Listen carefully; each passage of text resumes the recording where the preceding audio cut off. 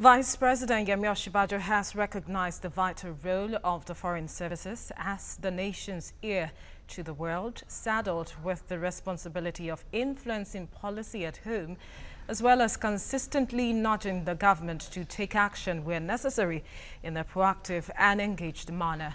He says this is critical at a time when a record number of Nigerians are involved in the tragic narratives of slave camps in North Africa and capsizing boats in the Mediterranean.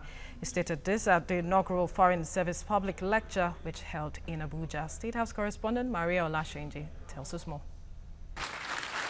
This maiden edition of the Foreign Service Public Lecture is focused on reflections on Nigeria's foreign policy, diplomacy and foreign service. Discussions are expected to highlight the need to reposition the Foreign Affairs Ministry to achieve its core mandates.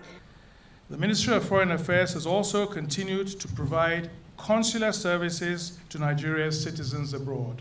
Of course, there have been challenges sometimes, but believe me, this administration, this president and this vice president have read the Riot Act to us about our consular services being at the very top of world best practices.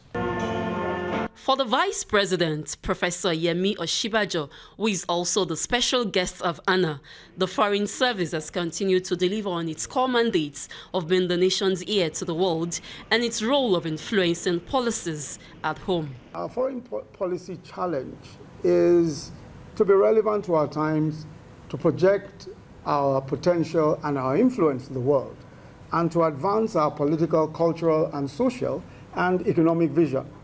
The Foreign Service has a role and a duty to influence policy at home, to consistently nudge the government to take action where necessary in a proactive and engaged manner.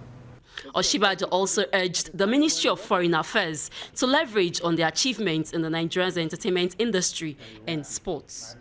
Our achievements in Nollywood and our achievements in sports, our achievements in entertainment might be useful ways of opening doors for us, diplomatically and, of course, economically.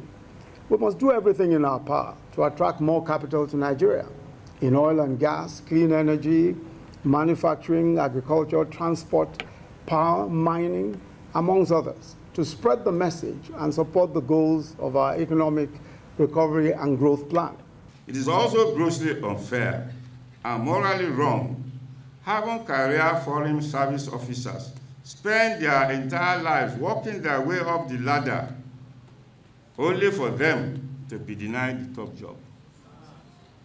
Instead, they end their careers serving as subordinates to non-career ambassadors who then have to receive their tutelage from the professionals. At such diplomatic posts, there's usually a lot of tension. Osinbajo, while commending the ministry for this far-sighted and innovative initiative, believes that the Nigerian Foreign Service Lecture Series will quickly become a notable agenda-setting platform in Nigeria's public policy space. Maria Olashenji, TVC News, Abuja.